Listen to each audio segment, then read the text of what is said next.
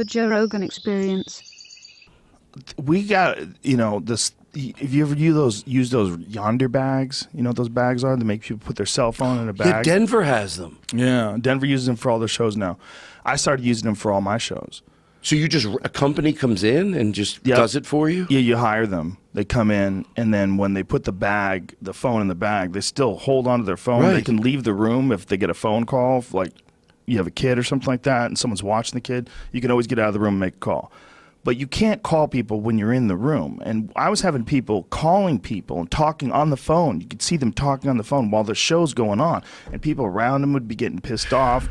And someone on Twitter commented on it. And everyone's got their phones up. And look, I know I've done it too. I'm totally a hypocrite. When I saw Honey Honey with Gary Clark, they performed in this little tiny room in downtown LA. It was a midnight show on like a Tuesday. And I filmed it and I put it on my Instagram. So I know I'm a hypocrite.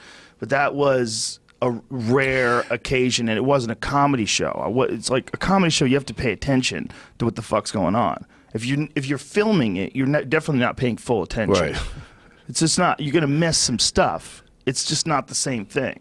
When you're filming shit, like everybody is just, and even if you're not, you're checking this and checking texts, and boy, we got a real addiction problem in this country. These are new things. Well, these are new objects. I realize, because I'm not delusional, that the amount of it, I can put most of it to rest with a pre-show announcement, where I'm at in my career. But I get it. As you get to different levels, there's different intensity. So I get it. But I changed my pre-show announcement when I went to see Brian Regan. The person next to me, they were texting. I couldn't hear them. Matter of fact, they even had their light down. So you think, well, what could bother me? And it did. And it didn't matter if it was right or wrong. I know what it was. Yeah. I wanted the person next to me to be loving him as much as I was loving him. Yeah. And the fact that I saw them on their phone all night, even they weren't making a peep, it started to bother the fuck out of me. I was getting angry. And then I went, no, I'm going to do the same thing at my show. I go, don't turn your thing all the way down. I go, I know what you think, and you pull it out near your knee. I go, seriously, if you pull your phone out after this announcement, you look like a dick. I go, and other than that, we're glad you're here. And you know what? You have to pink that announcement a little longer, but it works. I'm worried about people. I really are. This is a really new thing. The more I'm thinking about it, the more like looking at your phone constantly is really only 10 years old. Right? Like 2008-ish, the iPhone came around 2009, right? Before that, people were a little texty. Some people more texty than others. They really got into text messages. But once that iPhone came out, and once people started doing a bunch of stuff and apps and stuff on your phone, it changed the whole game. You know, I don't know with this topic if I'm like, I could be way off or I could be off kilt, but the way I come to my conclusion about like, it is a weird thing. And even me, I can acknowledge it. Otherwise, if I don't acknowledge it, then you're never going to tell someone the opposing side if they don't think you get you see it. But it just seems like in the past, now this could be different with no snarkiness at all. This could be a different thing.